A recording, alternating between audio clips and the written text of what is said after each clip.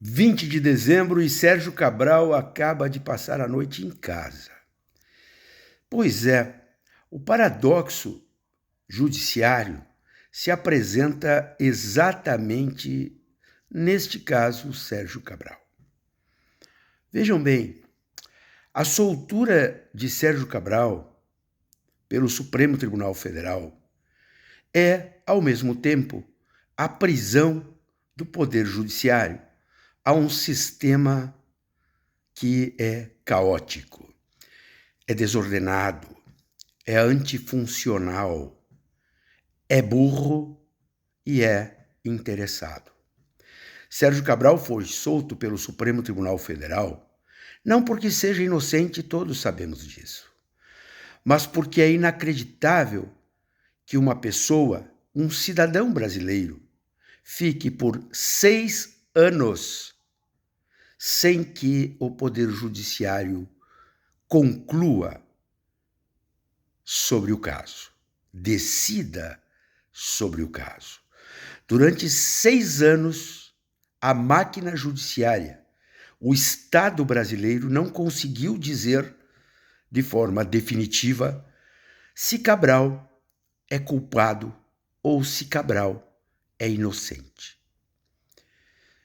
Não é possível que pessoas fiquem 6 anos presas sem que a máquina do judiciário cumpra a sua função, que é tomar a decisão. Se sairmos de Sérgio Cabral e formos para os cidadãos comuns, para negros, para pobres, nós vamos verificar que quase a metade da população carcerária brasileira é composta por gente que não tem julgamento definitivo por parte do Poder Judiciário. Um sistema que mantém quase 500 mil de pessoas presas, sem que haja julgamento definitivo, digam o que quiserem dizer. Os números mostram que é um sistema falido. Afuncional. Não cumpre o papel institucional para o qual foi concebido. Nós vivemos um tempo de aristocracias funcionais. Não vou aqui rebaixar a discussão para dizer que eles só querem salários e vantagens corporativas. Não. O sistema judicial brasileiro, ele perdeu a sua funcionalidade, que é a de dar paz, a de dar expectativas seguras à sociedade. Vejam, existem casos de improbidade onde a moralidade, entre aspas, preside as ações judiciais, onde pessoas ficam por décadas com seus patrimônios indisponibilizados, para ao final do processo serem absolvidos e o Estado, especialmente o Ministério Público, sequer desculpas pedirem. Existem ações que se movimentam por décadas, fundadas simplesmente em matérias de jornal, em manchetes de jornal, em escândalos públicos. E as pessoas, às vezes, com uma casa, com um automóvel, nada além disso. Funcionários públicos de 30 anos, com conduta ilibada, ficam com seus patrimônios indisponibilizados, o que afeta toda sua família. Portanto, agride um princípio legal mínimo, básico, que é o da individuação da pena, porque quando tu congela o patrimônio de uma pessoa, tu atinge toda a família da pessoa e não só aquele que é perseguido. Quando Cabral deita sobre lençóis de seda e dorme na sua própria casa, liberado pelo Supremo Tribunal Federal, quem vai preso no lugar de Cabral é o Poder Judiciário. Não se tem dúvida sobre isso.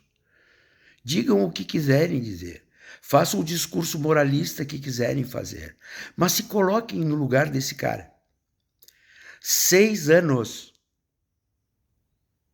em prisão preventiva, sem que o judiciário tenha tomado uma decisão definitiva Ele responde a dezenas de processos. Em nenhum deles existe decisão definitiva passadas 6 anos. Eu conheço processos, trabalho em processos, tem um processo que eu trabalho, por exemplo, que o fato é de 1999 e ainda estamos em primeira instância. Nesse caso não há preso, não há bens indisponíveis, nada, mas há o sofrimento de quem responde a um processo. Se quer decisão, se pede decisão, precisamos decisão, mas o judiciário não decide. A soltura de Sérgio Cabral é a mostra cabal de que nós vivemos num país onde a institucionalidade precisa ser revisitada. Do jeito que está, não vai levar a bom caminho ou a bom futuro. E nós sempre temos que afirmar, o Estado, ele é do cidadão e não dos seus funcionários ou dos seus metidos a sabichões.